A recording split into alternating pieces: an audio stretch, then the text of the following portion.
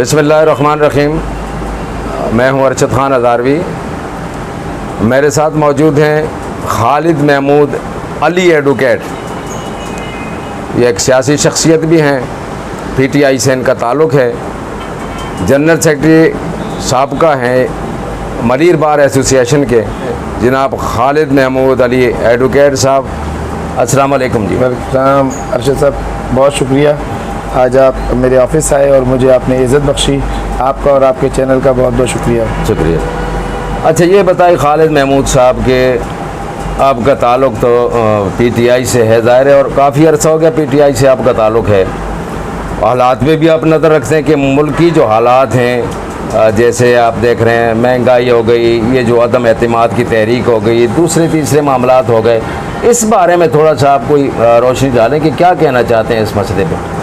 बिस्मिल्लाहिर्रहमानिर्रहीम। देखिए, बात यह है कि पाकिस्तान का एक बहुत बड़ा अलमिया रहा कि जब से पाकिस्तान मारज़ वजूद में आया, वो हमारी तहरीक आज़ादी, उसके बाद पाकिस्तान का मारज़ वजूद में आना, कलमे के नाम पे आलम दुनिया में एक रियासत का क़याम होना, और उसके बुनियादी जो फ़लसफ़ा था वो था वेलफेयर इस्लामी स्टेट।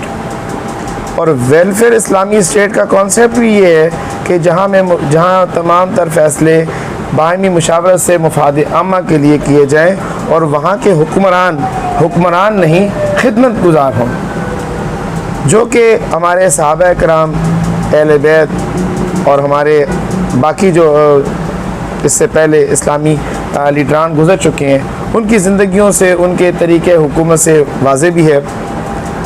लेकिन बदकिस्मती से ना तो हम बहैसियत कौम इकट्ठे होकर पाकिस्तान को आगे लेके जा सके, बल्कि हम पहले 1948 में कश्मीर, उसके बाद 1971 में सकूत ढाका, और उसके बाद पैदर पे सियासी तौर पे खलफशार का शिकार रहे।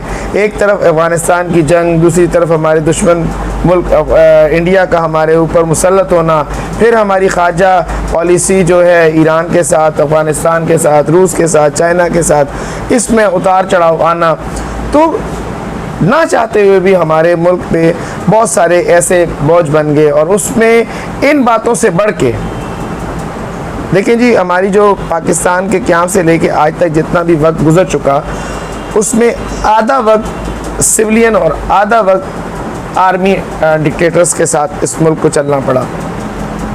लेकिन माज़रत के साथ कौम के लिए कुछ फ़ैसले हुए, कौम बनने के लिए कुछ फ़ैसले हुए, तरक्की की तरफ गामज़न हुए, तो अयूब खान की गवर्नमेंट तक उसके बाद एंड हो गया।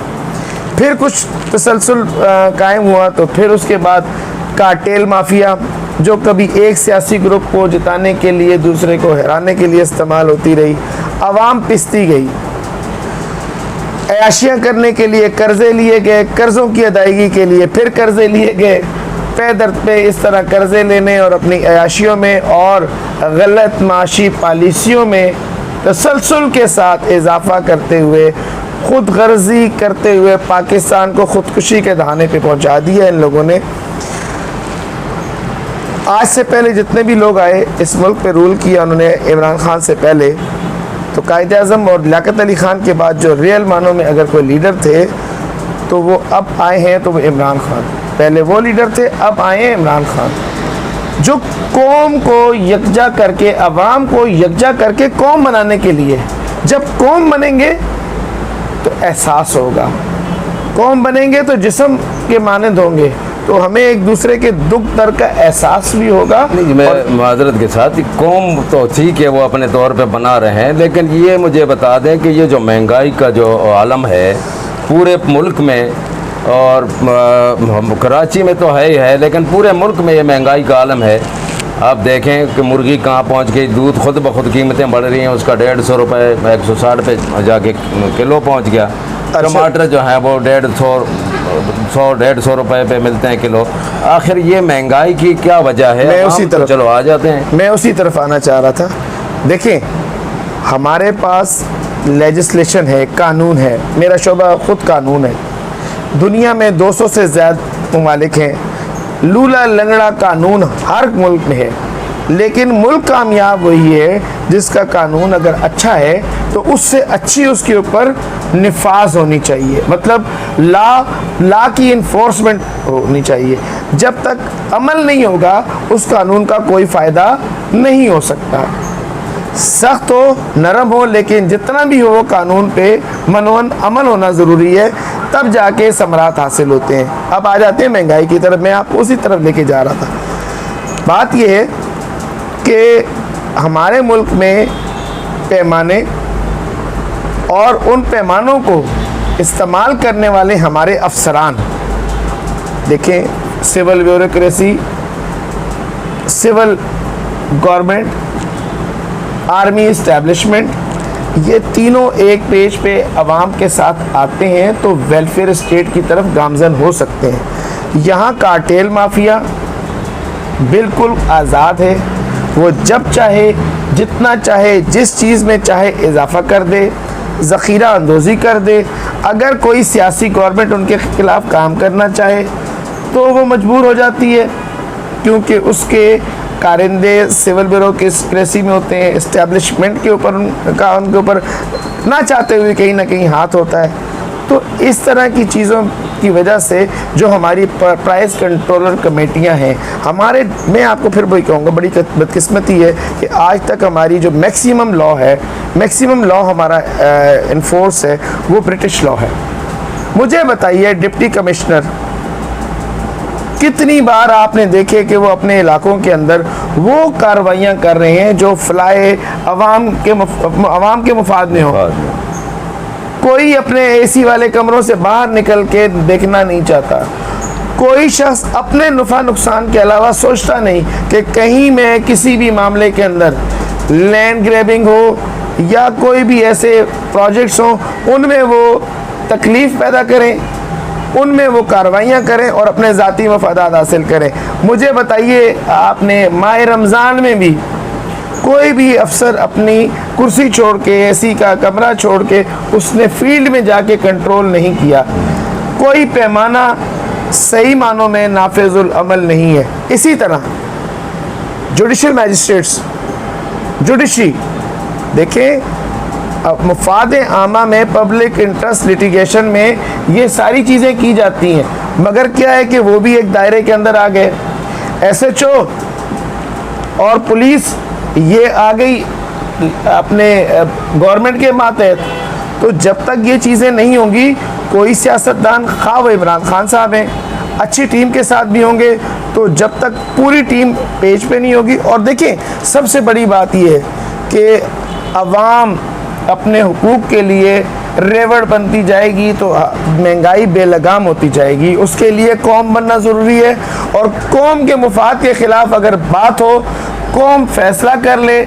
मिसाल की बात है, चिकन का बाइकआउट कर लें आप, चिकन माफिया का बाइकआउट कर लें आप, किसी भी कार्टेल माफिया का बाइकआउट करें, रेट के ऊपर देखें अल्लाह तबारक व तआला की पकड़ आ जाती है।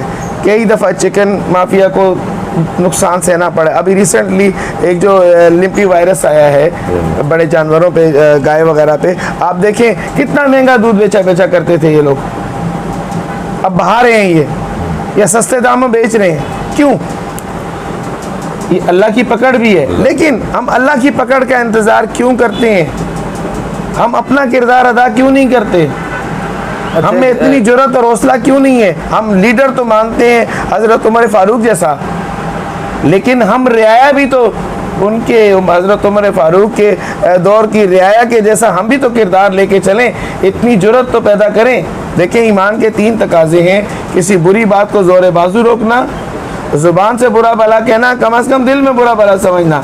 लेकिन माजरत के साथ हमारी आवाम भी, हम भी जो है ना अपने मफादात की खातिर इन्हीं लोगों के पेशरो हो जाए, पीछे पीछे चलना शुरू कर। अच्छा, ये तो है यहाँ तक ठीक। अब ये बताएं मुझे, जैसे अदालत जो है और सो मोटो ले लेती है किसी भी मामले में, तो इस महंगाई के मामले में अगर वो समझती है कि डिप्टी कमिश्नर या कमिश्नर की गफलत है और वो इसका चेक एंड बैलेंस नहीं रखते, तो इस पर क्यों वो एक्शन नहीं लेते? अदालत क्यों नहीं लेती एक्शन?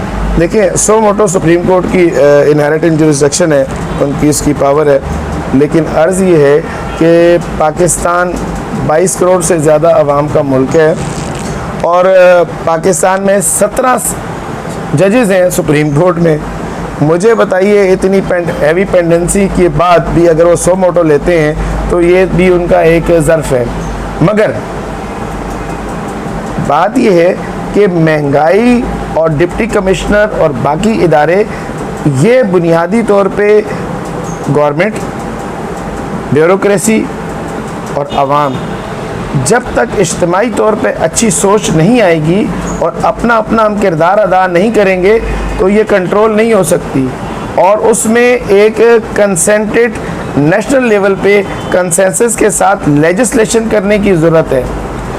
और मैं समझता हूँ कि अब आज तक कोई ऐसी एफर्ट नहीं ली गई जिसकी वजह से हमें ये दिन देखने पड़ रहे हैं। अच्छा, ये बताएं, अभी जो ये तहरीक अदम एतमाद, कोई कहता है जी मैं 10 लाख ले आऊँगा, कोई कहता 20 लाख ले आऊँगा, इस बारे में आप क्या देखते हैं मुस्तकबिल में? देखिए, ये तो हालात कशीदगी की तरफ ले जाने वाली बात है, लेकिन उससे पहले मैं ये कहूँगा कि इमरान खान साहब ने अपनी ऐसी पॉलिसियों को कि उन्हें टीम अच्छी नहीं मिली, हम उनके नज़रियाती वर्कर थे, हैं, हम उनके साथ रहेंगे। हमें ना किसी ओहदे का लालच है, ना आप किसी और मॉनेटरी इंटरेस्ट है। हम एक नज़रिए के साथ हैं। हम चाहते हैं कि खान साहब का जो नारा था कि वो कौम बनाएं और कौम को उठाएं। देखिए, ये टीम स्पिरिट जब तक नहीं होगी, एक टीम में जब तमाम लोग अपना रोल प्ले नहीं करेंगे तो वो टीम कामयाबी नहीं का हासिल नहीं कर सकती। इसी तरह हमें खान साहब की टीम का किरदार अदा करना है। और ये जो अभी जो अदम एतमाद की सूरत हाल पैदा हुई है, वो उसकी एक वजह यही है कि इमरान खान साहब ने गो के इंतहाई बुरे हालात में टेकअप किया। हमारी जो फॉरेन पॉलिसी इतनी जो है ना, हम झुके हुए थे, हम बिके हुए थे, हम पे थूका जा रहा था, ड्रोन हम पे अटैक हो रहे थे, हमारे मुल्क के अंदर जो है ना अफरा तफरी थी, फिर उसके साथ साथ हमारी मैशियत का बुरा हाल था। तो खान साहब ने रिफॉर्म्स लाए, खान साहब ने टेकअप किया चीज़ों को। कई चीज़ों में जब उनको कमी बेशी नज़र आई तो उन्होंने कई वज़ीर ख़जाना, वज़ीर मुमलिकत और टीम को तब्दील किया। और अब दुनिया की महंगाई देखें आप, पेट्रोल की कीमतें बढ़ने से दुनिया में महंगाई हुई है, उसके बरक्स पाकिस्तान में भी महंगाई हुई है, लेकिन निस्बतन कम महंगाई हुई है। और उसके साथ साथ उन्होंने रिसोर्सेज पे कंसेंट की तवज्जो दी। तो अब मुखालिफ पॉलिटिकल पार्टीज़ को ये नज़र आ रहा है कि अगर उन्होंने ये 5 साल अपने पूरे कर लिए और ये रिफॉर्म्स जो है ना इफ़ेक्टिव रिज़ल्ट की सूरत में कौम के सामने आना शुरू हो गए, जो कि बईद नहीं है, बहुत करीब बात है, तो इनके अगले 5 साल भी तो क्या 10 साल भी इनको नहीं मिलने थे। लिहाजा ये वो चोर मचाए शोर वाला मज़ाक है। तो अगर वो ये चीज़ें करके अपनी दुकान चमकाएंगे नहीं तो वो बहुत पीछे रह गए हैं, बल्कि और पीछे रह जाएंगे। और आपको एक बात मैं कहूँ, इत्तेहादियों के हवाले से मेरी खान साहब आपसे बरबला गुजारिश है, मैं सरदी साहब के चैनल, हज़ारी साहब के चैनल के तवस्सुत से, कि देखें, आपने कौम को आंखें दे दी, कौम को ज़ुबान दे दी और कौम को तस्दीक करा दी कि जो ज़ाती मुफाद की खातिर कहाँ खड़े हैं लोग, वो कौन कौन है, और जो कौम के मुफाद में खड़े हैं वो कौन कौन है, और जो मौका परस्त हैं वो कौन कौन है। जितने भी पाकिस्तान को लूट खसूट करके खाने वाले लोग थे, वो एक पेज पे अपनी ज़ात को बचाने के लिए और अपनी आइंदा नस्लों की बका के लिए आके खड़े हो गए, लेकिन वो कौम के लिए खड़े नहीं हुए। जो कौम के लिए खड़ा होगा वो आपके साथ खड़ा होगा, और जो अपने ज़ाती मुफाद के लिए खड़ा होगा वो इन लोगों के साथ खड़ा होगा। खान साहब, हुकूमत आनी जानी चीज़ है, लेकिन मर्द का और लीडर का एक वस्फ होता है, उसका एक स्टांस होता है। और मैं आपको आपके एक वर्कर की हैसियत से सैल्यूट पेश करता हूँ आपके स्टांस को, कि आपने सबको इस हमाम में नंगा कर दिया, एक्सपोज कर दिया।